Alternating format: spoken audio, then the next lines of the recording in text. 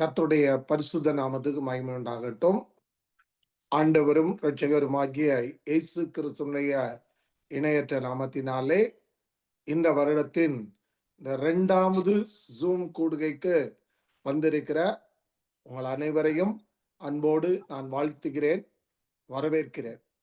இது ஆண்டவருடைய பெரிதான கிருபையில நாம நடத்துகிற 210வது கூடுகைக்குள்ள நாம வந்திருக்கிறோம். ஒவ்வொரு வாரமும் தேவனுடைய பணியில உண்மையா நின்று பணித்தளங்கள்ல நிக்கிற தேவ பிள்ளைகளையும் அவர்களுக்கு தலைமை தாங்கி நடத்துகிற மக்களையும் கொண்டு வந்து தேவனுடைய வார்த்தையை பகிர்ந்து கொள்ள செய்யவும் பணித்தளங்களை குறித்து நாம் அறிந்து கொண்டு ஜெபிக்கவும் ஒரு நல்ல தருணத்தை கர்த்தர் நமக்கு கொடுத்திருக்கிறார். அதற்காக ஆண்டவருக்கு நான் நன்றி செலுத்துகிறேன். இந்த நாளிலும் நம் மத்தியில இருக்கிற சாந்தகுமார் அண்ணனை அறிமுகப்படுத்துறதுல ரொம்ப மிக்க மகிழ்ச்சி அடைகிறேன். அண்ணனை குறித்து நான் சொல்ல வேண்டும் என்று சொன்னால், இளமையை இயேசுவுக்கு பரிசாக்குவோம் என்று சொல்லி எம்எல்என்எம் பாடினாங்க. அந்த பாடலுடைய துணி அநேக வாலிபர்களை அந்த நாட்களில தொட்டு அநேக வாலிபர்கள் தங்களுடைய இளமை பிராமத்திலேயே ஆண்டவருக்குன்னு ஊழியம் செய்ய அர்ப்பணிச்சாங்க. அதன் அடிப்படையில சாந்தகுமார் அண்ணனோ தன்னுடைய இளம் வயதுல ஆண்டவரை ஏற்றுக்கொண்டு ஊழியத்துக்குன்னு தன்னை அர்ப்பணிச்சாங்க. விசேஷமா அவங்க இளமையாய் இருக்கிற காலகட்டத்துல தஞ்சாவூர் பண்டிதர் தோட்டத்துல பிளஸ்ஸிங் யூத் மிஷன் வந்து கேம்ப் நடத்துவாங்க. அந்த நாள்ல இந்த கேம்புக்கு வாலிபர்கள் அநேகர் கடந்து செல்வது உண்டு. இன்னைக்கு இந்திய தேசத்தின் பல எல்லைகளில பார்க்கும்போது ஊழியர்களாக இருக்கிறவங்க பெரும்பாலான பேர் வந்து இந்த மீட்டிங்ல அட்டன் பண்ணவங்களாகத்தான் இருக்கும். அப்படி இருக்கும்போது அந்த நாட்கள் நினைச்சு பார்க்கிறோம், திரும்பி பார்க்கிறோம். இந்த வாலிபர்கள் இந்த கேம்புக்கு போனோம்னா பஸ்ஸில், டூ வீலர்ல இல்ல, சைக்கிளை எடுத்துக்கிட்டு திண்டுக்கல்ல இருந்து, பழனியில இருந்து, தேனியில இருந்து, திருநெல்வேலியில இருந்தெல்லாம் தஞ்சாவூர் நோக்கி சைக்கிள்ல போய் அந்த கேம்பை பார்ட்டிசிபேட் பண்ணிட்டு வந்த வாலிபர்கள் உண்டு. அப்படிப்பட்ட அந்த நாட்கள்ல அருமையான அண்ணனோ தன்னை ஆண்டவருக்குன்னு அர்ப்பணிச்சாங்க, ஏற்றுக்கொண்டாங்க. ஆண்டவருடைய பெரிதான கிருபையினால மத்திய அரசாங்கத்தினுடைய சென்ட்ரல் எக்ஸைஸ் டிபார்ட்மெண்ட்ல அண்ணனுக்கு பணியும் கிடைத்தது. ஆண்டவர் கொடுத்தார். பணியும் சரியாக செய்ததோடு மாத்திரமல்ல, பிளஸிங் மிஷன் மூமெண்ட்ல 50 ஆண்டுகளாக பணியாற்றி வேலையும் செய்து முன்னேற்ற பணியிலும் ஈடுபட்டு பின்னால காலகட்டத்துல உயர்ந்த பதவியாகிய ஜெனரல் செக்ரட்டரிங்கிற போஸ்ட் வரைக்கும் அண்ணன் கடந்து சென்றாங்க. ஆனா 50 ஆண்டுகள் நிறைவு பெற்ற பின்னர் வயசும் ரிட்டையர்மெண்ட் ஆனதுக்கு அப்புறம் அவங்க அதுல இருந்து விலகி தேசத்தை குறித்ததான தரிசனம் பாரமுடையவர்களாக இன்னைக்கு பெத்தேல் மிஷன் மூமெண்ட் என்ற ஒரு அமைப்பை உருவாக்கி, குறிப்பாக ராஜஸ்தான், திரிபுரா ஆகிய 2 மாநிலங்கள்ல இருக்கிற பீல் மக்கள் மத்தியில ஆண்டோடைய வார்த்தையை, வசனத்தை பிரசங்கிப்பதற்கும் அங்கோ வசனம் போய் ஒரு இருண்ட சூழ்நிலையில, அதாவது வெளிச்சமே அறியாத ஜனம், கல்வி அறிவோ மற்றும் உலக பிரகாரமா ட்ரெஸ் கூட சரியானபடி உடுத்த தெரியாத நிலையில் உள்ள மக்களை சந்தித்து, பாவமான வாழ்க்கை, பயந்த வாழ்க்கை, இதன் நிக்கி இருக்கிற இந்த மக்களுக்கு வெளிச்சத்தை கொடுத்து பயத்திலிருந்து விடுதலை கொடுக்கவும், அதோடு இருண்ட வாழ்க்கையிலிருந்து விடுதலை அடைந்து மெய் வெளிச்சத்துக்குள்ள வருவதற்கும் அண்ணன் இந்த இயக்கத்தை ஆரம்பித்து பணியாற்றி வர்றாங்க. அவங்க இந்த நாள்ல நம்ம மத்தியில இருப்பது மிக்க மகிழ்ச்சி. ஆண்டவருடைய வார்த்தையை பகிர்ந்து கொள்ள அண்ணனை அழைத்த பொழுது அண்ணனும் மனப்பூர்வமா வந்தாங்க. இப்பொழுதும் அண்ணன் தேவனுடைய வார்த்தையை பகிர்ந்து கொள்ள அருமையான அண்ணன் சாந்தகுமார் அவர்களை அன்போடு அழைக்கிறேன். ஜேம்ஸ் மிஷனரி இயக்கம் மூலமாக நடைபெறுகிற 210வது குடும்ப தரிசன மிஷனரி கூடுகையிலே நானும் கலந்து கொண்டு தேவனுடைய செய்தியை உங்கள் மத்தியிலே பகிர்ந்து கொள்ளும்படி தேவன் எனக்கு தந்த சந்தர்ப்பத்துக்காக ஆண்டவரை நன்றியோடு ஸ்தோத்தரிக்கிறேன். இந்த நாளிலும் தம்பி எபனேசர் அவர்கள் என்னை குறித்து மிக விளக்கமாக சொல்லிவிட்டார்கள். இப்பொழுது நான் இணைந்து செயல்படுகிற பெத்தேல் மிஷனரி மூவ்மெண்ட் BMM என்று சொல்லி இந்த இயக்கம் மூலமாக 2 மாநிலங்களிலே தேவனுடைய பணியை செய்து வருகிறோம். இந்த நாளில் ராஜஸ்தான் மாநிலத்துல சுமார் 80 பேர் மிஷனரிகளாக இணைந்து செயல்பட்டு வருகின்றார்கள். அதே போல திரிபுரா மாநிலத்தில 26 மிஷனரிகள் எங்களோடு இணைந்து தேவ பணியை மிஷனரி பணியை நிறைவேற்றி வருகிறோம். தொடர்ந்து எங்களுக்காக ஜெபித்துக் கொள்ளுங்கள். இந்த நாளிலும் உங்கள் மத்தியில இருப்பது மறுபடியும் எனக்கு மகிழ்ச்சி. தம்பி என்னை இந்த செய்தியை கொடுக்கும்படி அழைத்த போது அவரிடத்திலிருந்து 2 முக்கியமான காரியங்களை தெரிந்து கொண்டேன். முதலாவது, இந்த ஜெபம் எதற்காக நடத்தப்படுகிறது என்பதை குறித்து அவர்கள் சொன்னார்கள். எப்படியாவது எங்களுடைய ஆசை தமிழகத்தில் உள்ள கிறிஸ்தவர்கள் ஒரு மிஷனரி சிந்தை உள்ளவர்களாக மாறிவிட வேண்டும் என்பதற்காக இதை நடத்துகிறோம். அதோடு மாத்திரமல்ல, பல இயக்கங்கள் இந்த நாளில் இந்த ஊழியத்தை செய்து வருகிறது. அவர்களுக்காக ஜெபிக்கும்படியும் நாங்கள் கூடி வருகிறோம் என்று சொன்னார்கள். எனக்கு மிக்க மகிழ்ச்சி.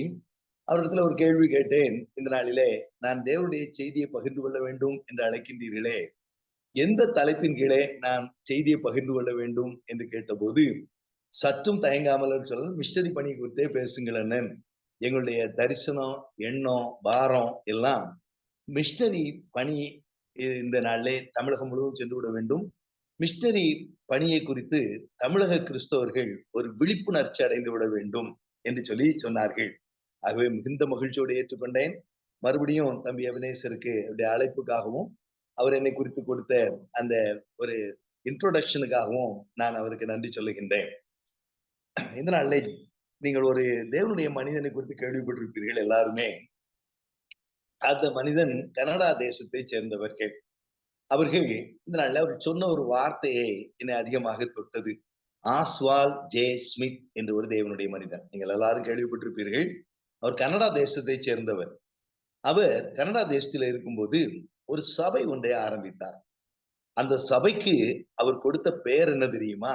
பீப்புள்ஸ் சர்ச், மக்கள் சபை என்று சொல்லி தன்னுடைய சபைக்கு அவர் பெயர் கொடுத்தார். எல்லாரும் சபை ஆரம்பிக்கின்றார்கள், நானும் சபை ஆரம்பிக்கிறேன் என்று சொல்லி அவர் சபை ஆரம்பிக்கவில்லை.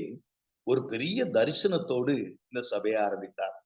அவருடைய தரிசனம் என்ன என்று சொன்னால், தன்னுடைய சபையிலிருந்து குறைந்தபட்சம் 400 பேர் மிஷனரிகளாக உலகம் எங்கும் செல்ல வேண்டும். அதுதான் அவருடைய தரிசனம்.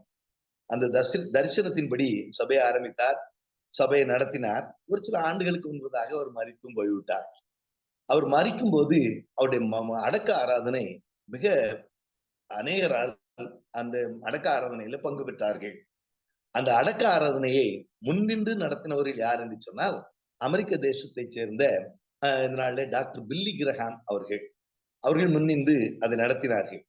இப்படி இந்த மனிதருக்கு இவ்வளவு முக்கியத்துவம் கொடுக்கப்பட்டதற்கான காரணம் என்ன என்று சொல்லி பார்ப்போம் என்று சொன்னால், அவர் மரிக்கும் போது அவருடைய சபையிலிருந்து 450 மிஷனரிகள் உலகம் எங்கும் சென்றிருந்தார்கள்.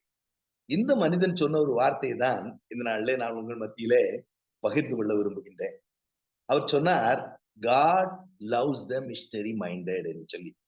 மிஷனரி சிந்தை உள்ளவர்களை தேவன் நேசிக்கிறார் என்று சொன்னார். நம்முடைய தேவன் ஒரு மிஷனரி தேவன் என்று சொல்வேன், ஆனால் அது மிகையல்ல. ஏனென்று சொன்னால், அவர் தன்னுடைய ஒரே பேரான குமாரனை இந்த உலகத்துக்கு மிஷனரியாக அனுப்பினார். ஆகவேத்தான் இந்த நாளிலே மிஷனரி சிந்தை உள்ளவர்களை ஒரு மிஷனரி தேவன் அதிகமாக நேசிக்கின்றார். ஆகவே இந்த நாளில் தேவன் நேசிக்கிற பிள்ளைகளாக நீங்கள் கூடி வந்திருப்பது எனக்கு ஒரு பெரிய மகிழ்ச்சி. இதனால தேவனுடைய செய்தியை ஒரு வசனத்தின் அடிப்படையிலே பகிர்ந்து கொள்வது நலம் என்று சொல்லி யோசித்து ஒரு வசனத்தை உங்களுக்கு வாசிக்க விரும்புகின்றேன். அப்போஸ்தலனாகிய பவுல் ரோமாபுரியருக்கு எழுதின நிருபம் 10வது அதிகாரம் 13ஆம் வசனத்திலிருந்து 15ஆம் வசனம் வரைக்கும் நான் வாசிக்கின்றேன். உங்களுடைய வேத புஸ்தகத்துல இந்த வசனத்தை சற்று கூர்ந்து கவனியுங்கள். ரோமர் 10:13 முதல். ஆதலால் கர்த்தருடைய நாமத்தை தொழுது கொள்கிற எவனும் ரட்சிக்கப்படுவான். அவரை விசுவாசியாதவர்கள் எப்படி அவரை தொழுது கொள்வார்கள்? அவரை குறித்து கேள்விப்படாதவர்கள் எப்படி விசுவாசிப்பார்கள்? பிரசங்கிக்கிறவன் இல்லாவிட்டால் எப்படி கேள்விப்படுவார்கள்? அனுப்பப்படாவிட்டால் எப்படி பிரசங்கிப்பார்கள் என்று சொல்லி சமாதானத்தை கூறிய நற்காரியங்களை சுவிசேஷமா இருக்கிற பாதங்கள் எவ்வளவு அழகாய் இருக்கிறது என்று எழுதி அவர் முடிக்கின்றார். இந்த நாளில இந்த வசனம் மூலமாக கர்த்தர் நம்மோடு பேசும்படி நாம் இருக்கிற இடத்துல உட்கார்ந்து கொண்டவராக கண்களை மூடி தலைகளை கவிழ்ந்து ஆண்டவரை நோக்கி ஒரே ஒரு நிமிஷம் நாம் ஜெபிப்போம்.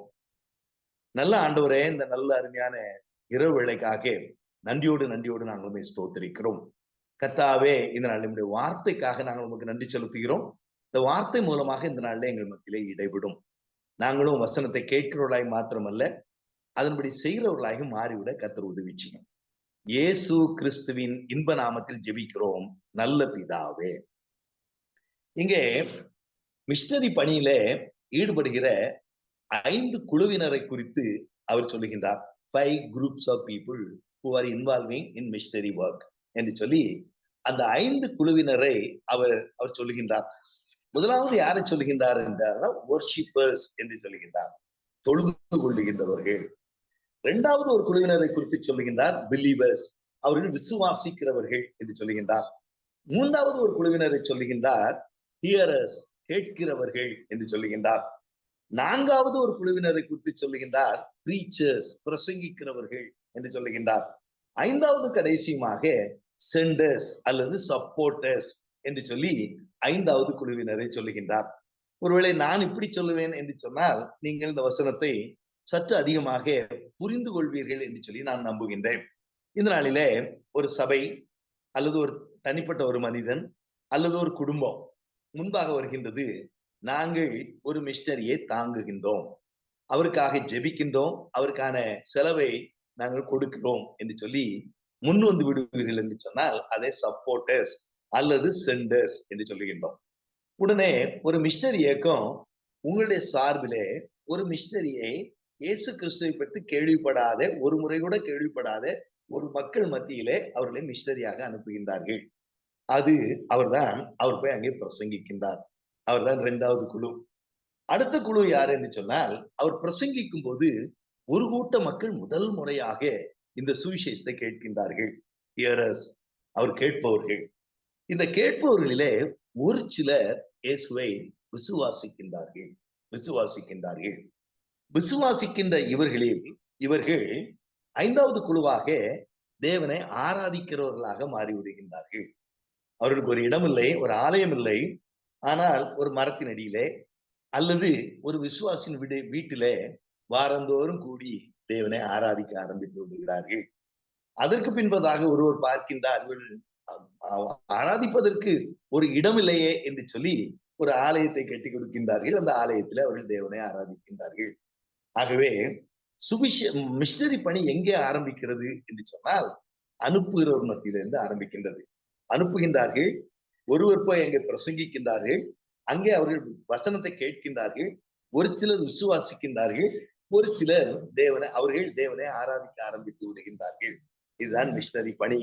இதைத்தான் சொல்லிவிட்டு இதுல நான் மிக முக்கியமான ஒரு காரியத்தை மறுபடியும் அழுத்தி சொல்வது என்ன என்று சொன்னால், சென்டர்ஸ், அனுப்புகிறவர்கள் foundational people, fundamental people, important people என்று சொல்வேன் என்று சொன்னால் அது மிகையாகாது. மிஷனரி பணிக்கு மிக முக்கியமானவர்கள் யார் என்று சொன்னால் இந்த அனுப்புகிறவர்கள். எனக்கு அருமையானவர்களே, இந்த நாளிலே இந்த அனுப்புகிறவருடைய முக்கியத்துவத்தை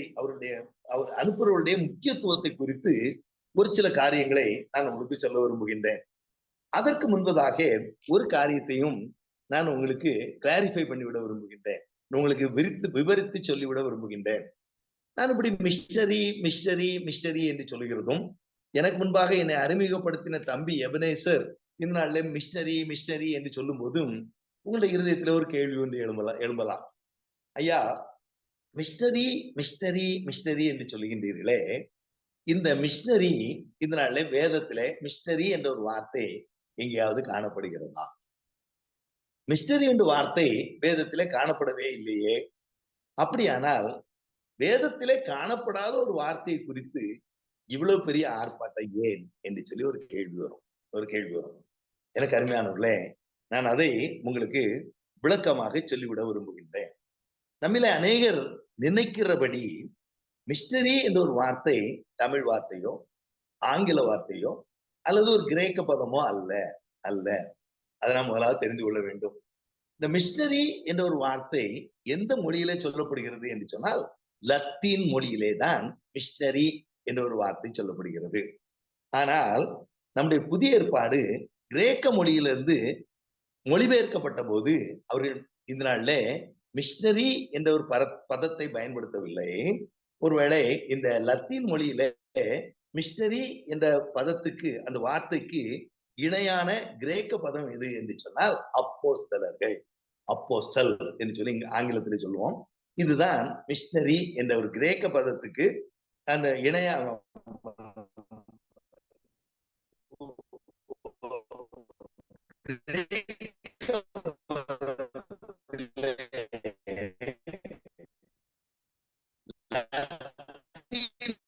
மொழியிலே சொல்லப்பட்ட மிஷனரி என்ற ஒரு வார்த்தைக்கு சொல்லப்படுகிற ஒரு வார்த்தை அப்போஸ்தலர் என்று சொல்லி. ஆகவே இந்த நாளில அப்போஸ்தலர் என்று சொல்லி வேதத்திலே எங்கெல்லாம் எழுதப்பட்டிருக்கின்றதோ அது எல்லாம் இந்த நாளிலே நான் தெரிந்து கொள்ள வேண்டும். அது மிஷனரி என்ற ஒரு வார்த்தை என்று சொல்லி. அவை முதலாவது இதை குறித்து நாம் தெரிந்து கொள்ள வேண்டும். ஆகவேதான் அப்போஸ்தலனாகிய பவுல் இந்த நாளில் எபேசியருக்கு எழுதும்போது 4வது அதிகாரத்துல 13வது வசனத்துல சபை குறித்து 12வது வசனத்துல சொல்லிவிட்டு சபையிலே 5 விதமான ஊழியங்கள் என்று சொல்லி சொல்லுவார். என்ன சொல்லுவார் என்று சொன்னா, அவர் சிலரை அப்போஸ்தலராகவும், சிலரை தீர்க்கதரிசிகளாகவும், சிலரை சுவிசேஷகர்களாகவும், சிலரை மேய்ப்பர்களாகவும். உங்களுக்கு கொஞ்சம் டவர் ப்ராப்ளம் மாதிரி தெரியுது.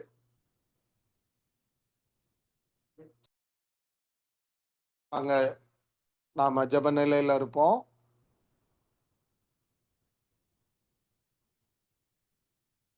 ஆண்டவர் தடைகளை மாற்றி மீண்டும் இந்த காரியங்கள் எல்லாம் நேர்த்தியாய் நடைபெறுவதற்கு கர்த்தர் ஒத்தாசை தரும்படியா நாம தேவ சமூகத்தை நாம் நோக்கி பார்ப்போம்.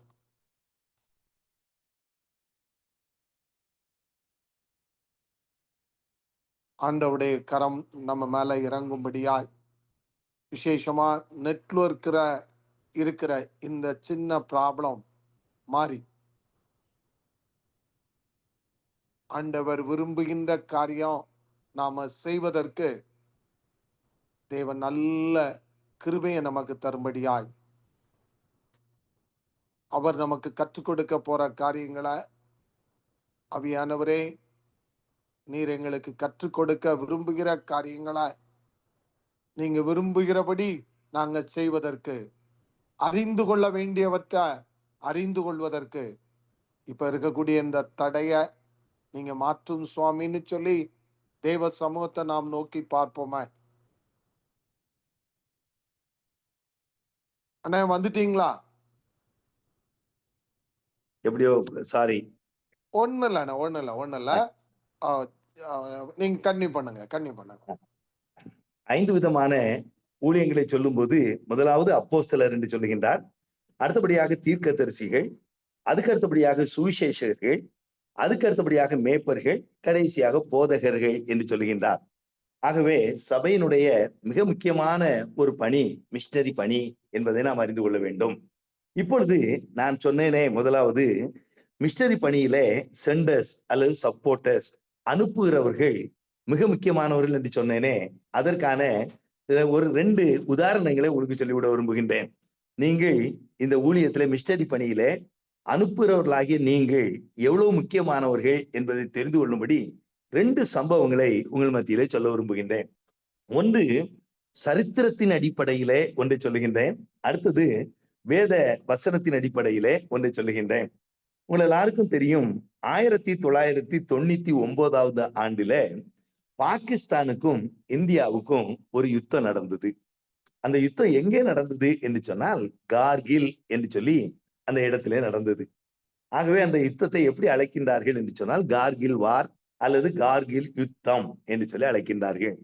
இது என்ன யுத்தம் என்று சொன்னால் பாகிஸ்தானையும் இந்தியாவையும் பிரிக்கிற ஒரு இடத்தை LOC என்று சொல்லுவார்கள், லைன் ஆஃப் கண்ட்ரோல் என்று சொல்லுவார்கள். இது ஒரு கோடு எல்லாம் போட்டிருக்காது, அது ஒரு இமேஜினரி லைன். இதுல இருந்து இந்த பக்கம் பாகிஸ்தான், இந்த பக்கம் இந்தியா என்று சொல்லி பிரிந்திருப்பார்கள். பாகிஸ்தான் இந்தியாவுக்குள்ளே நுழையக்கூடாது, இந்தியா பாகிஸ்தானுக்குள்ளே நுழையக்கூடாது, இதுதான் நியமம். ஆனால் இந்த பாகிஸ்தான்காரர்கள் என்ன செய்தார்கள் என்று சொன்னால் இன்ட்ரூடர்ஸ் என்று சொல்லுவார்கள், அதாவது ஊடுருவல்காரர்கள் என்று சொல்லி. அப்படி ஊடுருவல்காரர் அநேகரை இந்திய தேசத்துக்குள்ளே அனுப்பிவிட்டார்கள். மிக குளிரான நேரம், அதுவும் இந்த கார்கில் என்பது ஒரு உயர்ந்த இடத்துல இருக்கிறது, வட இந்தியாவில் இருக்கிறது, ரொம்ப குளிர் நிறைந்த ஒரு பிரதேசம். ஆகவே நம்முடைய இராணுவத்தினர் அந்த இடத்தை குறித்து சற்று எண்ணமற்றவர்களாக இருந்து விட்டார்கள். திடீரென்று தான் கண்டுபிடித்தார்கள், ஒரு கூட்ட மக்கள் ஊடுருவல்காரர்கள் இந்த இடத்துக்கு வந்து விட்டார்கள், கார்கில் என்ற இடத்துக்கு வந்து விட்டார்கள் என்று சொல்லி. அது உயரமான இடம். ஆகவே உயரமான ஒரு இடத்துல இருக்கிறவர்களை கீழே இருந்து செல்லுகிறவர்கள் அவ்வளவு எளிதிலே யுத்தம் ஜெயித்து விட முடியாது. மேலே இருந்து யுத்தம் செய்கிறவர்களுக்கு கீழே உள்ளவர்களை தாக்குவதற்கு அநேக உபாயங்கள் உண்டு. உடனே இந்திய ராணுவம் ஒரு முடிவு செய்தது, நேரடியாக இவர்களோடு யுத்தம் செய்யக்கூடாது என்று சொல்லி அவர்கள் ஒரு காரியத்தை முடிவு செய்தார்கள். என்ன என்று சொன்னால், இங்கே சப்ளை லைன் என்று சொல்லி வைத்திருப்பார்கள். அங்கே பாகிஸ்தானிலிருந்து இந்த ஊடுருவல்காரர்களுக்கு உணவும் ஆயுதமும் அனுப்பும்படி சப்ளை லைன் என்று சொல்லுவார்கள். அவர்கள் அதன் வழியாக அனுப்பி கொண்டே இருப்பார்கள். இந்திய ராணுவத்தினர் ஒன்று செய்தார்கள், இந்த சப்ளை லைன் எங்கே இருக்கிறது என்று கண்டுபிடித்து அதை அப்படியே முற்றிலுமாக நிறுத்திவிட்டார்கள். ஆகவே அவர்களுக்கு உணவும் இல்லை, ஆயுதமும் இல்லை, வேற வழியின்றி திரும்பி போய்விட்டார்கள். ஆகவே தான் கார்கில் யுத்தம் இந்தியாவுக்கு வெற்றியாக முடிந்தது. அவர்கள் செய்த அந்த ஸ்ட்ராட்டஜி என்று சொல்லுவோமே, அந்த ஒரு உன்னியமான ஒரு காரியம். இதைத்தான் இந்த நாளில பிசாசானவன் சொல்லுகின்றான். இந்த நாளில் அநேக மிஷனரிகளை, நாம் ஆயிரக்கணக்கான மிஷனரிகளை 100க்கும் மேற்பட்ட இயக்கங்கள் மூலமாக வட இந்தியாவுக்கும் இன்னும் பழங்குடியினர் மக்கள் மத்தியிலும் மலைகளுக்கும் காடுகளுக்கும் அனுப்பிவிட்டோம். ஆனால் இந்த நாளில் பிசாசானவன் அவர்களை நேரடியாக தாக்குவதற்கு பதிலாக அவர்களுக்கு எங்கே இருந்து உதவி வருகிறதோ அவர்களை பாதிக்கின்றான். இதனால அனுப்புகிறவர்கள் எண்ணமற்றவர்களாக வாழ்கின்றார்கள். ஜெபிப்பதிலே குறைவு, பண செலவுகளை காரியங்களை சந்திப்பதிலே குறைவு என்று சொல்லி அநேக அனுப்புகிறவர்கள் பின்வாங்குவதனாலே அநேக மிஷனரி இயக்கங்களிலே நன்றாக பணி செய்து கொண்டிருந்த அநேகர் தங்களுடைய இடத்துக்கு திரும்பும் அளவுக்கு காரியங்கள் நடைபெறுகிறது. நான் உங்களை குறை சொல்லும்படி சொல்லவில்லை, உங்களை ஊக்கப்படுத்தும்படி நீங்கள் எவ்வளவு இந்த மிஷனரி பணிக்கு முக்கியமானவர்கள் என்பதை நான் உங்களுக்கு கோடிட்டு சொல்ல விரும்புகின்றேன். எனக்கு அருமையானவர்களே, இதுதான் கார்கில் யுத்தத்திலே அவர்கள் வெற்றி அடைந்ததற்கு காரணம், அவங்க சப்ளை லைன் அடைக்கப்பட்டது. இந்த நாளிலே நான் அநேக மிஷனரி 16 மாநிலங்களிலே நடைபெறுகிற மிஷனரி பணிகளுக்கு நேரடியாக சென்றிருக்கின்றேன். மிஷனரிகளோடு நான் என்னுடைய மனைவியும் தங்கி இருந்திருக்கிறோம். அவர்களோடு கூட சேர்ந்து ஊழியம் செய்திருக்கிறோம். அவர்கள் படுகிற பாடை பார்த்திருக்கிறோம். ஆனால் அவர்கள் எல்லாரும் நான் போகும்போது என்னிடத்துல சொல்லுகிற ஒரே ஒரு காரியம் என்ன தெரியுமா? அண்ணன் ஜெபியுங்க, அண்ணே ஜெபியுங்க, அண்ணே எனக்கு இது இல்ல, அது இல்ல, அது தாங்க என்று சொல்லி யாரும் என்னிடத்துல கேட்பதில்லை. தம்பி எவனேசர் சொன்னது போல, நான் மத்திய அரசாங்கத்துல ஒரு முக்கியமான பொறுப்புல இருந்தேன். ஆனாலும் கூட ஒருவேளை அண்ணன் மூலமா எனக்கு வரும்போது உலக பிரகாரமாக உதவி வரும் என்று சொல்லி ஒரு மிஷனரி கூட என்னிடத்துல கேட்டதில்லை. எல்லாரும் சொன்னதானே, ஜெபிங்க, ஜெபிக்கும்படி ஒரு கூட்டத்தை எழுப்புங்க அண்ணே என்று சொல்லிதான். எனக்கு அருமையானவர்களே, இந்த நாள்ல இந்த ஸ்ட்ராட்டஜி பிசாசு பயன்படுத்துகிறான். நம்ம இதுல சோர்ந்து போய்விடக்கூடாது, இதுல ஏமாந்து போய்விடக்கூடாது. இன்னொரு வேதத்துல இருந்து ஒரு சம்பவத்தை நான் சொல்லுவேன்னு சொன்னா இன்னும் நீங்க அதிகமா புரிந்து கொள்வீங்க. யாத்ராகமத்தின் புஸ்தகம் 17ஆம் அதிகாரத்துல 8ஆம் வசனத்திலிருந்து 13ஆம் வசனம் வரைக்கும் ஒரு சம்பவம் எழுதப்பட்டிருக்கும். இதனால மோசே ஒரு கூட்ட மக்களை கானான் தேசத்துக்கு நோக்கி எகிப்திலிருந்து இருந்து கானான் தேசத்தை நோக்கி கொண்டு சென்று கொண்டிருக்கிறார். அப்படி இருக்கும்போது ரெவிதீம் என்ற இடத்துல அவர்கள் வரும்போது அங்க ஒரு யுத்தம் உண்டாயிற்று. அமலேக்கியர் இஸ்ரவேலருக்கு விரோதமாக யுத்தம் பண்ணாங்க. யுத்தம் பண்ண உடனே மோசே என்ன சொன்னாரு என்று சொன்னீங்கன்னா, அவன் யோசுவாவை பார்த்து, நீயும் யுத்த வீரர்கள் எல்லாம் கூட்டிக் கொண்டு போய் யுத்தம் பண்ணு. நான் தேவனுடைய கோலை உயர்த்தி பிடித்துக் கொள்வேன். நான் மலையின் மேல ஏறிடுவேன்.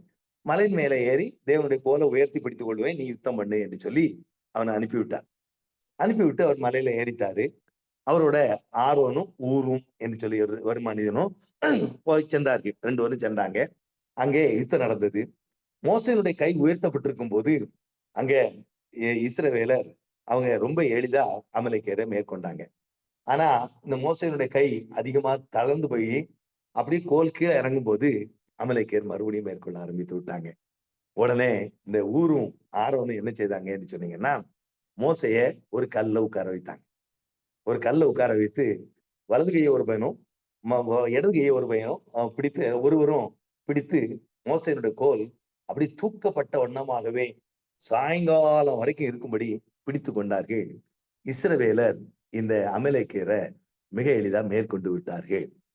என்ன என்று சொன்னீங்கன்னா, இந்த மிஷனரிகள் வட இந்தியாவிலே பணி செய்கின்ற பணித்தளங்களிலே பணி செய்கின்ற டிரைபல் மக்கள் மத்தியிலே பணி செய்கின்ற மிஷனரிகள் வெற்றி காண வேண்டும் என்று சொன்னீங்கன்னா, எங்கே வெற்றி இருக்கிறது என்று சொன்னீங்கன்னா, மோசேயினுடைய கைகள் தூக்கப்பட்டிருக்கும். ஜெபம் ஒரு பக்கம், உதவி ஒரு பக்கம். இந்த 2 பக்கமும் தூக்கப்பட்டிருக்கும் போது மாத்திரம்தான் மிஷனரிகள் அங்கே வெற்றி கொள்ள முடியும். திறமை இருக்கலாம், மொழியை கற்றுக்கொள்ளலாம், இன்னும் அநேக காரியங்களை நம்ம செய்யலாம். ஆனா எப்ப அங்க கன்வர்ஷன் வரும், எப்ப அங்க கூட்டம் கூட்டமாக மக்கள் தேவன் பக்கமா திரும்புவாங்கன்னு சொன்னீங்கன்னா, மோசேயினுடைய கைகள் உயர்த்தப்பட்டிருக்கணும். உயர்த்தப்படுவதற்கு 2 பேர் அதை தாங்க வேண்டும்.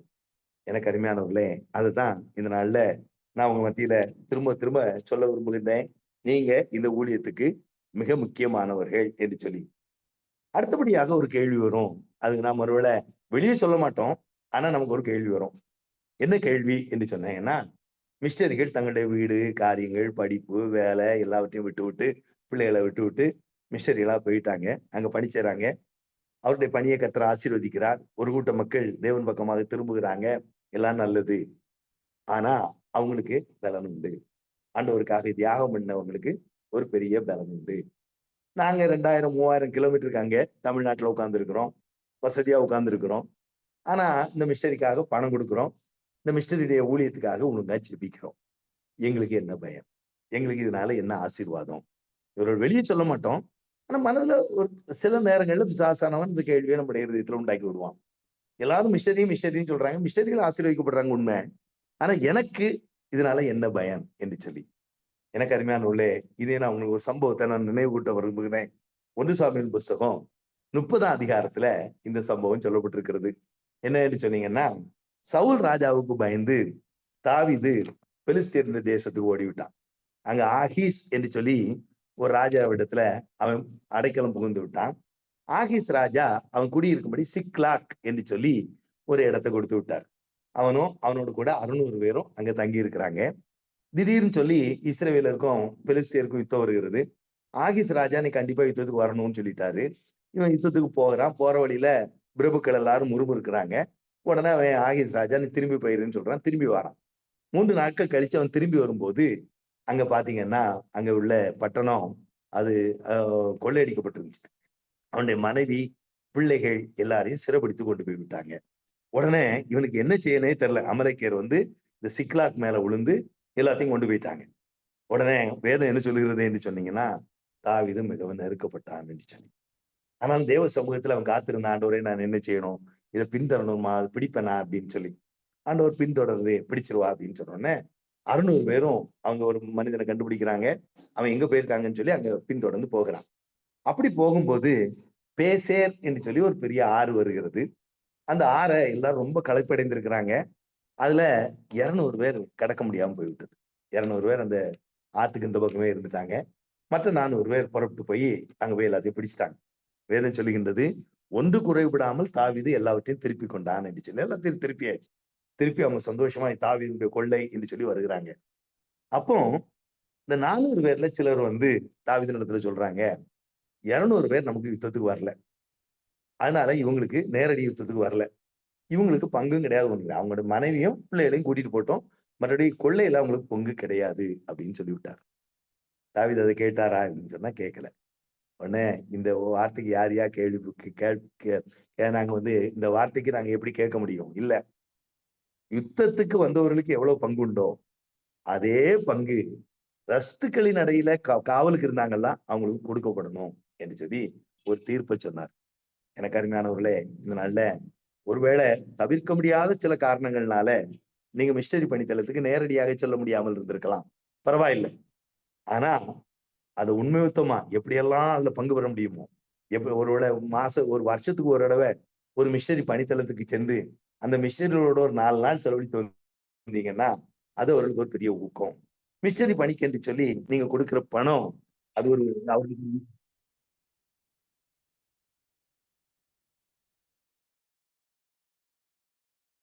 கொடுக்கிற பணம், நீங்க ஜெபிக்கிற முழங்கால் படிட்டு ஜெபிக்கிறீங்களே அந்த ஜெபம் எல்லாம் பயனுள்ளதா இருக்கும். எனக்கு அருமையானவர்களே, அதுக்கு ஏற்ற பலனை கண்டிப்பா கர்த்தர் தருவார் என்று சொல்லி அதுல சந்தேகமே இல்லை என்று சொல்லி நம்ம திட்டமா தெரிந்து கொள்ள வேணும். அடுத்தபடியா, what is mystery sending? Mystery sending சொல்றீங்களே அது என்ன என்று சொல்லி கேட்டீங்கன்னா, 2 முக்கியமான 2 most important things expected from centres. இந்த அனுப்புற இடத்துல 2 முக்கியமான காரியங்கள் இந்த நாள்ல கேட்கப்படுகிறது, எதிர்பார்க்கப்படுகிறது. ஒன்று என்னன்னு சொன்னீங்கன்னா, it's praying for missionary work.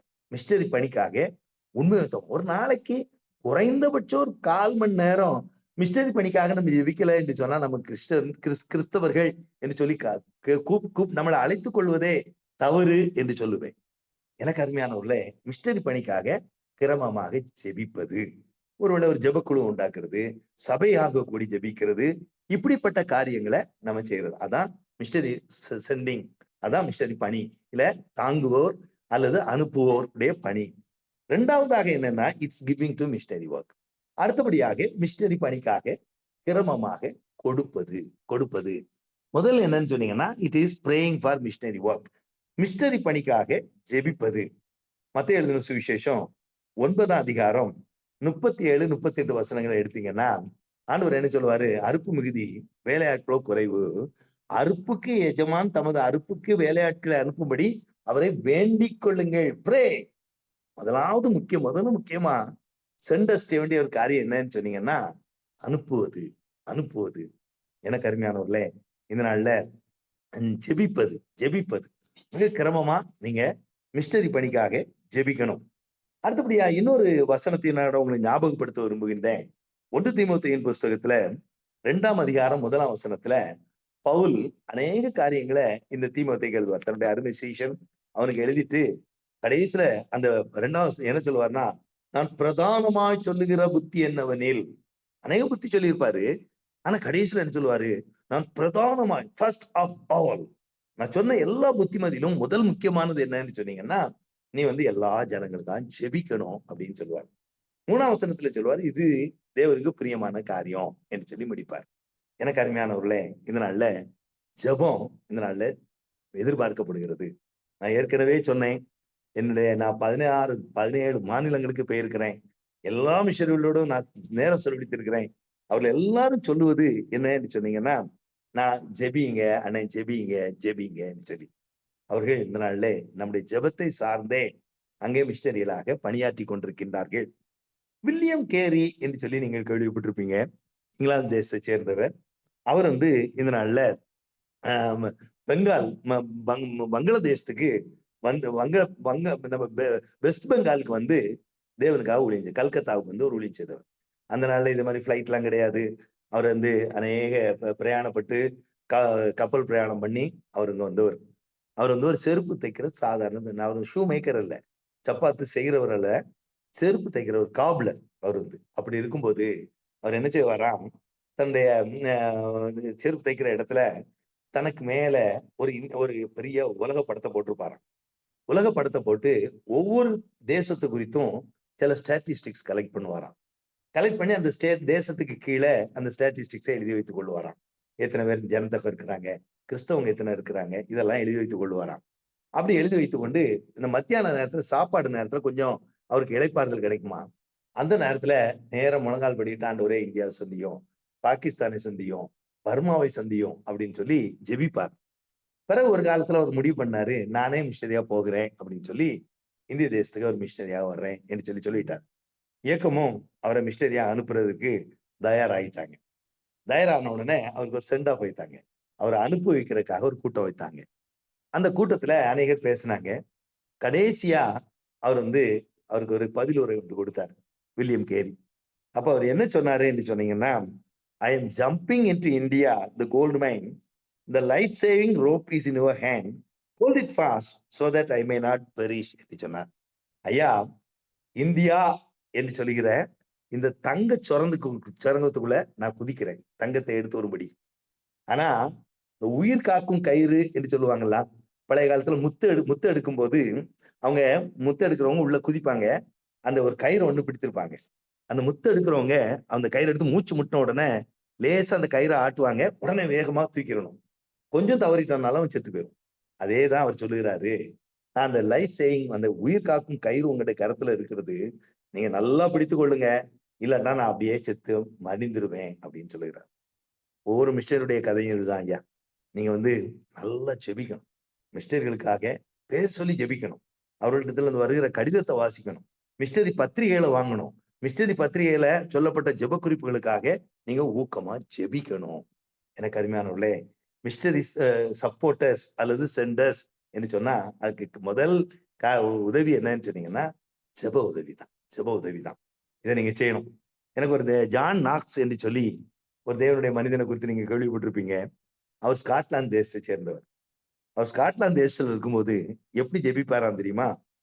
Give me Scotland R I tie அப்படின்னு சொல்லுவார். ஆண்டவரே ஸ்காட்லாந்து தேசத்தை எனக்கு தாரும், அல்லது என்னுடைய உயிரை நீ எடுத்துக்கொள்ளும் ஆண்டவரே என்று சொல்லி ஜெபிப்பார். அதான் ஆத்தும பாரம் என்றது. இன்னொரு மனிதன் ஜார்ஜ் ஒயிட்ஃபீல்ட் என்று சொல்லி கேள்விப்பட்டிருப்பீங்க. அவர் எப்படி ஜெபிப்பாராம்? Oh God give me souls or take away my soul என்று சொல்லுவார். ஆண்டவரே எனக்கு ஆத்துமாக்கள் தாரும், அல்லது என்ற ஆத்மாவை நீர் எடுத்துரும் ஆண்டவரே என்று சொல்லி ஜெபிப்பார். இதுதான் பாரம் என்று சொல்லுகிறது. எனக்கு அருமையானவர்களே, இப்படிப்பட்ட பாரத்தோடு நாம் மிஷனரி பணிக்காக ஜெபிக்கிறோமா? மிஷனரி பணிக்காக ஜெபிக்கிறோமா? பவுல் அப்போஸ்தலன் ஒரு பெரிய அப்போஸ்தலன். அவன் கமாலியன் கீழே இருந்து வசனத்தை கற்றவன்.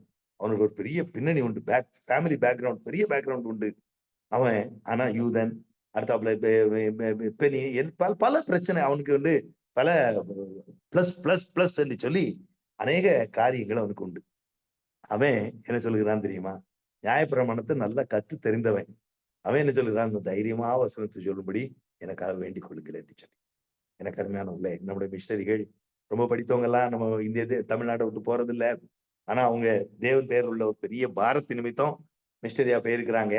அவர்களுக்கு தைரியமா வசனத்தை சொல்லும்படி நம்ம ஜெபிக்க வேண்டும். அடுத்தபடியாக அங்கே எதிர்ப்புகளை குறித்து அனுதினமும் நம்ம வாசிச்சுட்டே இருக்கிறோம். ஒரு நாள்ல அப்போஸ்தலர் புஸ்தகத்துல நம்ம 4ஆம் அதிகாரத்துல வாசிப்போம். இந்த நாள்ல பேதுருவும் யோவானும் பிரசங்கிக்கும் போது பெரிய பெரியவங்கெல்லாம் இனி வசனத்தை பிரசங்க கூடாது என்று சொல்லிட்டாங்க. அந்த இதை சபைக்கு சொன்ன உடனே சபையார் ஆண்டவரை நோக்கி ஜெபிப்பேன். 4ஆம் அதிகாரத்துல நீங்க வாசிச்சு பாத்தீங்கன்னா, ஆண்டவரே உடைய பரிசுத்த பிள்ளையாக இயேசுவின் நாமத்தினாலே அடையாளங்கள் அற்புதங்கள் நடக்கும்படி செய்து உடைய ஊழியக்காரர்கள் தைரியத்தோடு வசனத்தை சொல்லும்படி அவர்களுக்கு அனுக்கிரகம் செய்தரணும் என்று சொல்லி ஜெபிப்பாங்க. எனக்கு அருமையானவர்களே, அநேக த்ரெட்ஸ், அநேக பயமுறுத்தல் மத்தியில தான் நம்முடைய மிஷனரிகள் பணி செய்யறாங்க. நம்ம என்ன செய்யணும்? ஆண்டவரே எதிர்பேசுறவங்க இந்த தேவனுடைய அன்பை புரிந்து கொள்ளட்டும், அவர்கள் எங்க பக்கமா வந்துடட்டும் ஆண்டவரே என்று சொல்லி நம்ம ஜெபிக்கணும். அடுத்தாப்புல இன்னொரு காரியத்துக்காக நம்ம ஜெபிக்கணும். இதனால பழங்குடியின மக்கள் மத்தியில போய் உட்கார்ந்து இயேசு என்று ஒருவர் வந்தாரு, மரித்தாரு, அவர் போனாரு, இப்ப நம்ம மத்தியில இருக்கிறாரு, இன்னும் உயிரோடு இருக்கிறாரு, வரப்போகிறாரு, இதெல்லாம் சொன்னீங்கன்னா அவ்வளவு எளிதில் அவங்க புரிந்து கொள்ள மாட்டாங்க. அவங்க எதை எதிர்பார்க்கிறாங்கன்னு சொன்னீங்கன்னா சயின்ஸ் அண்ட் ஒண்டர்ஸ். ஏதாவது அற்புத அடையாளம் நடந்துட்டு அப்படின்னு சொன்னா உடனே நம்பிடுறாங்க. அதுக்கு பிறகு வசனம் அவங்களுக்கு பார்த்து புரிந்து கொள்றாங்க. எனக்கு அருமையானவர்களே, அந்த நாள்ல நம்ம என்ன செய்யணும்னு சொன்னீங்கன்னா, நீங்க பேதுருடைய வாழ்க்கையில பாப்பீங்க. ஒரு 2ஆம் அதிகாரத்துல அப்போஸ்தலர் 2ஆம் அதிகாரத்துல 40 வயது நிக்க மனிதன் ஒருவன் திடீர்னு சொல்லி எழுப்பி நடந்துருவான். 5000 பேர் ஆண்டவரை ஏற்றுக்கொள்வாங்க. இதே போல எனக்கு அருமையானவர்களே, அடையாளங்கள், அற்புதங்கள் சாதாரண மிஷனரிகள் மூலமா அசாதாரண காரியங்கள் நடக்கணும் என்று சொல்லி நீங்க அதிகமா ஜெபிக்கணும். அடுத்தபடியா இன்னொன்னு பாத்தீங்கன்னா, நான் 2வது காரியத்தை சொல்ல போகிறேன். முதலாவது மிஷனரி பணி என்று சொன்னீங்கன்னா, மிஷனரி சென்டர்ஸ் என்பவருக்கு என்ன பொறுப்புன்னு சொன்னீங்கன்னா, நீங்க மிஷனரி பணிக்காக ஊக்கமாக ஜெபிக்கணும் ஜெபிக்கணும். மிஷனரி இடத்துல இருந்து நிறைய பர்டிகுலர்ஸ் பெற்றுக்கொள்ளணும். எல்லா இயக்கமும் தங்களுடைய பத்திரிகையில டீட்டெயிலா என்னென்ன பிரேயர் பாயிண்ட்ஸ் கொடுக்குறாங்க, என்னென்ன ஸ்தோத்திர குறிப்பு என்று சொல்லி கொடுக்குறாங்க. இந்த ஒருவேளை இப்படிப்பட்ட பத்திரிகைகளை நீங்க உங்க வீட்டுக்கு வாங்குங்க. பல இயக்கங்கள்ல இருந்து வருகிற பத்திரிகைகளை வாங்குங்க. அதுல உள்ள குறிப்புகளை வைத்து நீங்க ஜெபிங்க, குடும்பமா ஜெபிங்க, ஒரு குழுவா கூடி ஜெபிங்க, சபையா ஜெபிங்க. ஆண்டவர் இந்த நாள்ல மிஷனரி பணியை தாங்குகிறவர்கள் என்று சொல்லுகிறதுல முதலும் முக்கியமா என்னன்னு சொன்னீங்கன்னா, மிஷனரி பணிக்காக ஊக்கமாக ஜெபிக்கணும். அடுத்தபடியாக மிஷனரி பணியில 2வது காரியம் தாங்குகிறவர்கள் செய்ய வேண்டிய ஒரு காரியம் என்னன்னு சொன்னீங்கன்னா, it is giving for missionary work. இந்த நாள்ல கிறிஸ்தவர் மத்தியில ஒரு சோர்வு என்னன்னு சொன்னீங்கன்னா, தெரியாத இடத்துல நடைபெறுகிற ஒரு மிஷனரி பணிக்கு நான் கொடுக்கறத விட, இங்க உள்ள தெரிந்த ஒரு என்னுடைய சபையில நடக்கிற ஒரு காரியத்துக்காக கொடுக்கிறோம் என்று சொல்லி நம்புவீங்க, சொல்லுவீங்க. நல்லது, கொடுக்கணும். இங்க உள்ளவங்களுக்கும் கொடுக்கணும், இங்க உள்ளவங்க ஒழியும். ஆனா மிஷனரி பணிய எல்லாரும் கொடுக்கறது இல்லை. ஒரு கூட்ட மக்கள் மிஷனரி பணியை புரிந்து கொண்டவர்கள் மாத்திரம்தான் மிஷனரி பணிக்காக கொடுக்குறாங்க. அதனால நீங்க மிஷனரி பணிக்கு கொடுக்கறதுல ரொம்ப லிபரலா இருக்கும், ரொம்ப லிபரலா இருக்கணும். நான் ஒருவேளை நான் இணைந்திருக்கிற பெத்தேல் மிஷனரி இயக்கத்துக்கு தான் நீங்க கொடுக்கணும்னு சொல்லல, அல்லது இன்றைக்கு யாருடைய சார்பில் நான் பேசி கொண்டிருக்கிறேனோ ஜெம்ஸ்க்கு தான் கொடுக்கணும், அல்லது இந்த ஊழியத்துக்கு தான் கொடுக்கணும்னு நான் சொல்லுவேன். மிஷனரி ஊழியத்துக்கு நம்மளால் முடிந்ததை நம்ம கொடுக்கணும். ஏன்னு சொன்னீங்கன்னா, கண்டிப்பா மிஷனரி பணி செலவு நிறைந்த ஒரு பணி. ஏன் அது செலவு நிறைந்த பணின்னு சொல்லுகிறேன்னு சொன்னீங்கன்னா, 1 கொரிந்தியர் 3ஆம் அதிகாரம் 6ஆம் வசனத்துல பார்த்தீங்கன்னா, நான் நட்டேன், அப்போலோ நீர் பாய்ச்சினா விளைச்சல்ல கர்த்தர். அப்போ மிஷனரி பணின்றது 2 முக்கியமான ஒரு காரியங்கள். 1 பிளான்டிங் ஆஃப் சர்ச்சஸ், 2வது பெர்ஃபெக்டிங் ஆஃப் சர்ச்சஸ். 1 சபையை உருவாக்கணும், அடுத்தது அந்த சபையை பூரணப்படுத்தணும். நான் ஏற்கனவே தம்பி எபனேசர் சொன்னது போல 50 ஆண்டுகள் பிளஸிங் யூத் மிஷன்ல நான் ஒரு மிக முக்கியமான பொறுப்புகளெல்லாம் 15 வருஷம் நான் ஜெனரல் செக்ரட்டரியா இருந்தேன், வைஸ் சேர்மனா இருந்திருக்கிறேன். பல பொறுப்புகளை ஏற்று நான் அந்த ஊழியத்துல செய்திருக்கிறேன். இந்த ஸ்டேட் கோஆர்டினேட்டரா இருந்திருக்கிறேன், பல. அப்போ இந்த சித்தேரி என்று சொல்லி தமிழ்நாட்டுல ஒரு சபை வந்து ஒரு ஊழியம் வந்து ஆரம்பித்தோம். அப்பவுமே கிட்டத்தட்ட ஒரு 10-15 சபைகள் உண்டாயிற்று. எப்ப சொல்றேன்னு சொன்னீங்கன்னா 75வது வருஷமே நமக்கு வந்து சபைகள் உண்டாயிற்று. ஆனா கிட்டத்தட்ட இப்ப 50 ஆண்டுகள் ஆயிற்று. ஆனா இந்த 50 ஆண்டுகள்ல இந்த சபை தன்னிறைவு பெற்று தான் காரியங்களை தானே பார்த்துக்கிறவர்கள் வளர்ந்துட்டா என்று சொன்னா இல்ல. அது காரணம் என்னன்னு சொன்னீங்கன்னா, பழங்குடியினர் ரொம்ப ஒரு ஏழைகள். அவங்க கொடுக்க ஆசை உண்டு, ஆனா கொடுப்பதற்கு அவரிடத்துல ஒன்றும் இல்லை. அதனால சபையை வளர்க்கும் பொறுப்பு இன்னும் பங்காளர்களாகிய நம் மத்தியில தான் இருக்கிறது. நான் சொல்றது விளங்கி, நான் ஒருவேளை திருச்சியில ஒரு சபையை ஆரம்பிக்கிறேன் என்று சொல்லுவேன், ஆரம்பிக்கிறாங்க வைத்துக் கொள்ளுங்க. நான் ஒரு வருஷம் கொஞ்சம் கஷ்டப்படுவேன், 2வது வருஷம் நிறைய பேர் சேர்ந்து விடுவாங்க. சேர்ந்த உடனே தைத்துன்னு சொல்லுவேன், 10ல் 1 கொடுக்கணும் அப்படின்னு சொல்லுவேன், கொடுப்பாங்க. அதனால என்னுடைய சபை வெகு சீக்கிரத்துல தான் செலவுகளை தானே சந்திக்கிற அளவுக்கு வளர்ந்து விடும். ஆனா ஒரு பணித்தளத்துல ஒரு இது வந்து அவ்வளவு லேசல்ல. அதனாலதான் பவுல் சொல்லுகிறாரு, நான் நட்டேன், நீர் பாய்க்கணும். 2 விதமான ஊழியங்கள். 1 பிளான்டிங் ஆஃப் சர்ச்சஸ், அடுத்தது இந்த சர்ச்சஸை தேவனுக்கு ஏற்ற விதமாக அவருடைய வருகையில ஏற்றுக்கொள்ளப்படும்படிக்கு அவர்களை வளர்க்கணும். அந்த செலவை நீங்களும் நானும் தான் நம்ம செலவழித்தே ஆகணும்.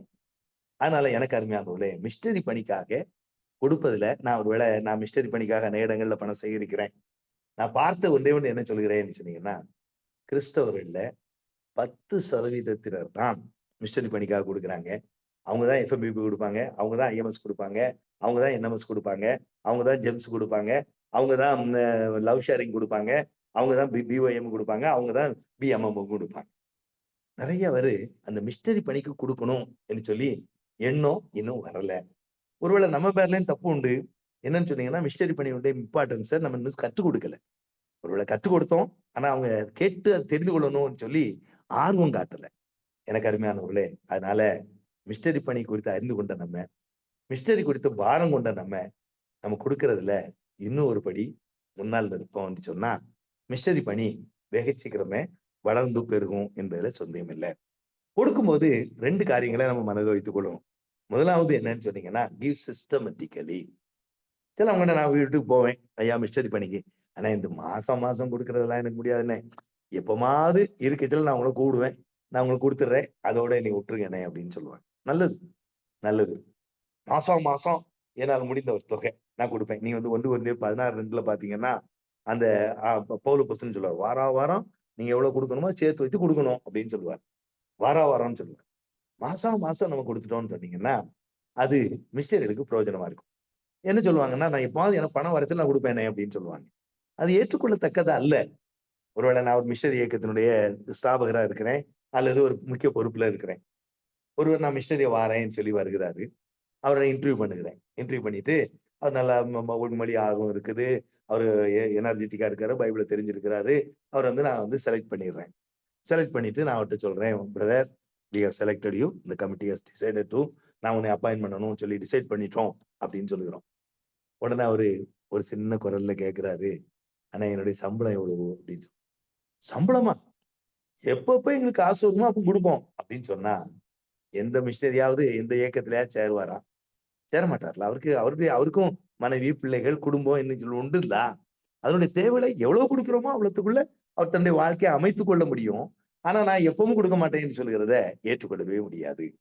அதனால எனக்கு அருமையான தேவ பிள்ளைகளே, இதனால யாராவது நம்ம இப்படி எனக்கு எப்பெல்லாம் கிடைக்குதோ அப்பன்னு சொல்லி கொடுப்பேன்றவங்க ஒரு நாளும் கொடுக்க மாட்டீங்க.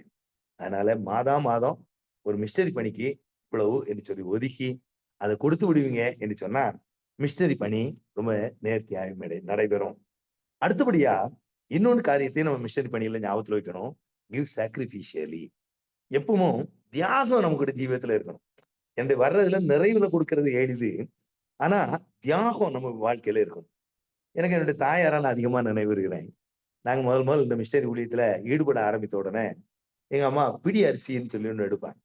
ஒவ்வொரு நாள் சோறு பொங்கும் போதும் ஒரு பிடி அரிசி தூக்கி ஒரு பேக்ல போட்டுருப்பாங்க. பிடி அரிசி திட்டம்னு சொல்லி ஒரு பேக் வைத்திருப்பாங்க. அதுல போட்டுருவாங்க. அதுல போட்டு அது ஒரு மாசத்துக்குள்ள அப்ப படின்னு சொல்லுவோம். 2 படி வருது, 3 படி வருதுன்னா, அதை திரும்ப எடுத்துட்டு அதுக்குரிய பணத்தை அவங்க ஊழியத்துக்கு அனுப்பிடுவாங்க. அதெல்லாம் நான் எங்க அம்மா அப்பாட்ட கற்றுக்கிட்ட ஒரு காரியம். அதே போல நான் வேலைக்கு வந்தேன். நான் வேலைக்கு வந்து கஸ்டம்ஸ் அண்ட் சென்ட்ரல் எக்சைஸ் டிபார்ட்மெண்ட்ல ஜாயின் பண்ணேன். அப்போ நான் மெட்ராஸ்ல கே நகர் என்று சொல்லி அந்த அந்த இடத்துல இருந்தேன். அதுலதான் நானும் மனைவி குடியிருந்தோம். அப்போ ஒரு ஸ்டாப்ல ஏறணும்னு சொன்னீங்கன்னா, அந்த ஸ்டேஜ்ன்னு சொல்லுவாங்க. நான் எங்க வீட்டு பக்கத்துல இருக்க ஸ்டாப்ல ஏறினேன்னா அது வந்து 10 பைசா கூட. ஆனா நான் நடந்து அடுத்த ஸ்டாப்புக்கு போயிட்டேன்னா அது அடுத்த ஸ்டேஜ். அப்போ அது ஒரு 10 பைசா எனக்கு குறை. அதே மாதிரி நான் வந்து அங்க போய் பாரிஸ் கார்னர்ல இறங்கிட்டேன்னு சொன்னா ஒரு 5 பைசா 10 பைசா குறை. பிராட்வேல தான் என் ஆபீஸ். பிராட்வே வரைக்கும் நடந்து போயிருவேன். பிராட்வேல போய் இறங்குறதுக்கு பஸ் உண்டு. ஆனா அதுல போனேன்னா அதுக்கு நான் பணம் கொடுக்கணும். அது எல்லாத்தையும் நான் சேர்த்து வைத்துக் கொள்வேன். அப்போ என்னிடத்துல ஒரு சின்ன பாக்ஸ் ஒன்று கொடுத்துருப்பாங்க பிளஸிங் வித் மிஷன்ல. என் தியாக காணிக்கை என்று சொல்லி. அந்த தியாக காணிக்கை என்ற பட்டியல அன்னன்னைக்கு நான் இன்னைக்கு எவ்வளவு பஸ் ஃபேர்ல சேவ் பண்ணணும் அதை போட்டுருவேன். எங்க ஆபீஸ்ல எல்லாரும் 11 மணிக்கு டீ குடிப்பாங்க. அப்ப டீ வந்து 25 பைசா. ஆனா நான் டீ குடிக்க மாட்டேன். அந்த 25 பைசாவும் அந்த தியாக காணிக்கை என்ற பெட்டியில போட்டுருவேன். போட்டு அந்த பணத்தை மாதம் நான் ஊழியர்களுக்கு அனுப்புவேன். எனக்கு அருமையான உள்ள இன்றைக்கு நான் ஆசீர்வதிக்கப்பட்டு இவ்வளவு இதா இருக்கிறதுக்கு ஒரு காரணம் அந்த நாள்ல எங்க அம்மா பாட்டத்துல நான் கற்றுக்கொண்டது தியாகம் வாழ்க்கையில இருக்கணும் என்று சொல்லி.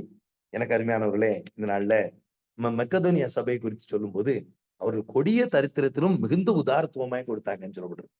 எப்படின்னு சொன்னீங்கன்னா, அதே மாதிரி இந்த 2 காசு கொடுத்த விதவை குறித்து ஆண்டவர் போற்றுவார். என்னன்னு சொன்னீங்கன்னா, நம்ம எவ்வளவு கொடுக்குறோம்ன்றது முக்கியம் இல்ல, எவ்வளவு நமக்கென்று வைத்துக் கொள்கிறோம்ன்றதுதான் முக்கியம். ஆண்டவர் அதை தான் பாக்குறார். எனக்கு அருமையானவர்களே, அடுத்தாப்புல கிவ் சேர்ஃபுல்லி. நம்ம அடுத்தாப்புல என்ன செய்யணும்னா உற்சாகமா கொடுக்கணும். ஐயோ இவர் வந்துட்டாரே, மிஷன் லீடர் வந்துட்டாரேன்னு சொல்லி கொடுக்க கூடாது. உற்சாகமா கொடுக்கணும். உற்சாகமா கொடுக்கிறோம்ன்றதுல தேவன் பிரியமா இருக்கிறார். எனக்கு அருமையானவர்களே, இந்த நாள்ல நீங்க கொடுக்கும்போது கர்த்தர் உங்களை ஆசீர்வதிப்பார். 2 முக்கியமான காரியங்களை உங்க மத்தியில பகிர்ந்து கொண்டேன். What is missionary supporting? இந்த மிஸ்டரி சப்போர்ட் பண்றது என்னன்னு சொல்லி முதலாவது ஜெபிக்கும்.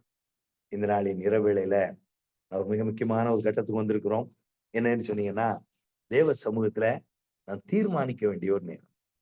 வசனத்தை கேட்டு இந்த காலில் விட்டு அடுத்த காலில் போறதுக்காக இல்ல, தீர்மானிக்க வேண்டிய ஒரு நேரம். ஆண்டவரே, இவ்வளவு நாளும் நான் மிஸ்டரி பணிக்காக ஜெபித்தது உண்டு, இல்லை என்று சொல்லவில்லை.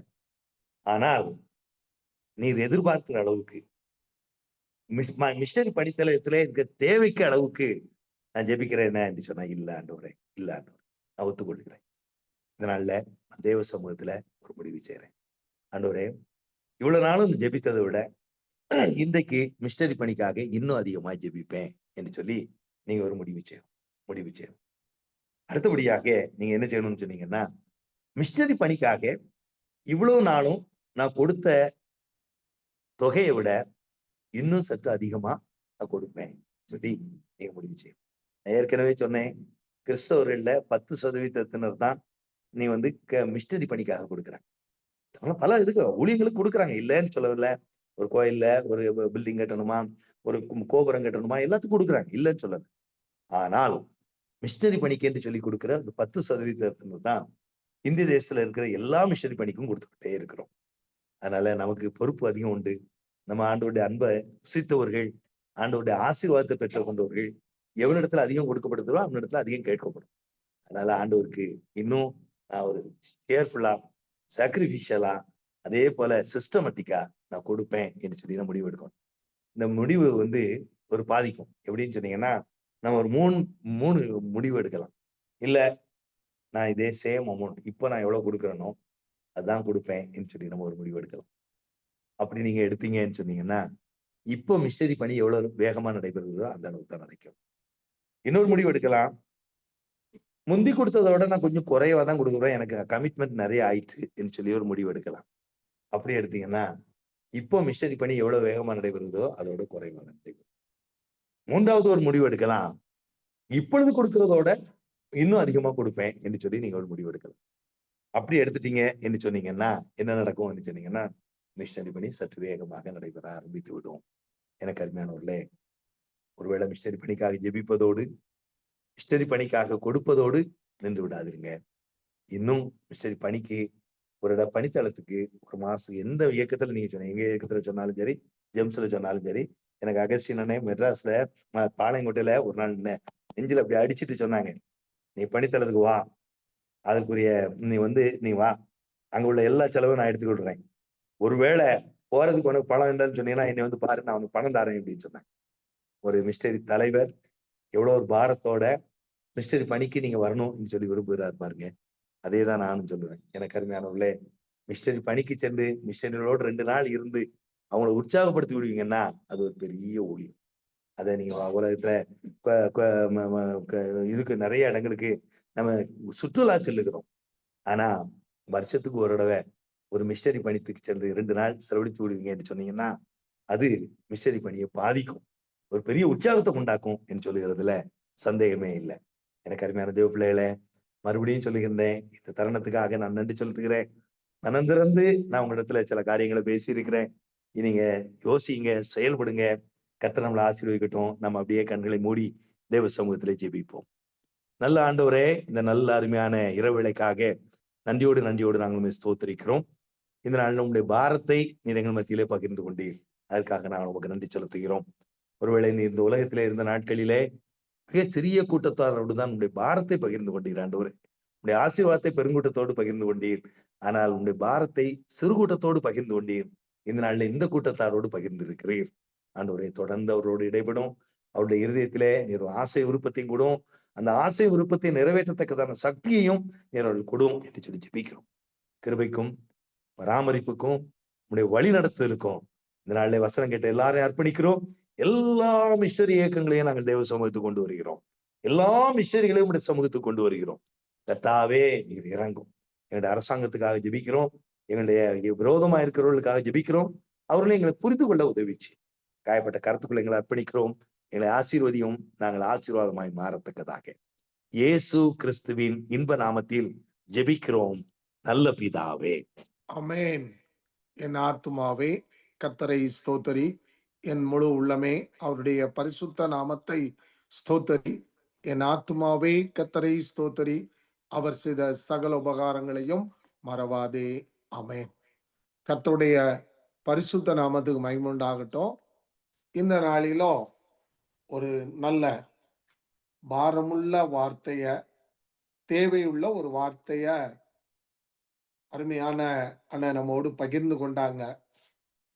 நாம வளரணும், நாம பெருகணும்னு சொல்லி தீர்மானம் எடுக்கும்போது நம்மை ஆண்டவருடைய கரத்துல ஒப்பு கொடுக்க வேண்டியது மிக மிக அவசியம். கொடுக்கிறதுங்கிறது பணம் தேவைதான். ஆனா நம்ம ஆண்டவருடைய கரத்துல ஒப்பு கொடுத்து நம்மை போல நம்மை போல நம்முடைய சகோதரர்களையும் நாம நேசித்து நாம அவர்களுக்கு சுவிசேஷம் செல்ல ஒப்பு கொடுப்பது பெரிய காரியம். ஆகையினால நம்மை ஆண்டவருடைய கரத்துல ஒப்பு கொடுத்து சிந்திப்போம், செயல்படுவோம். கர்த்தர் நம்மை ஆசீர்வதிப்பாராக. விசேஷமா சாந்தகுமார் அண்ணனை தொடர்பு கொள்ள விரும்புறவங்க, இந்த செய்தியானது யூடியூப்ல அப்லோட் பண்ணப்பட்டு வருகின்ற பொழுது அவங்க செல் நம்பர் வரும். அதுல நீங்க தொடர்பு கொள்ளுங்க. இன்னும் தகவல்களை அறிந்து கொள்ளவும், அவங்க சார்ந்து இருக்கிற இயக்கத்துக்காக ஜெபிக்கவும் கொடுக்கவும் விரும்பினா அது பயனுள்ளதாக இருக்கும். ஆகையினால அண்ணன் செல் நம்பர் யூடியூப்ல அப்லோட் ஆகி வரும்போது வரும். நீங்க தொடர்ந்து பெத்தேல் மிஷன் மூவ்மெண்ட்டுக்காகவும் தேசத்துக்காகவும் விசேஷமா ஊழியர்களுக்காகவும் ஜெபிப்போம். கர்த்தர் நம்மை ஆசீர்வதிப்பாராக. கலந்து கொண்ட அனைத்து தேவ பிள்ளைகளுக்கும் நன்றி செலுத்துகிறேன். கலந்து கொண்ட அனைவருக்கும் நான் நன்றி சொல்றேன். Thank you so much. தேங்க்யூ.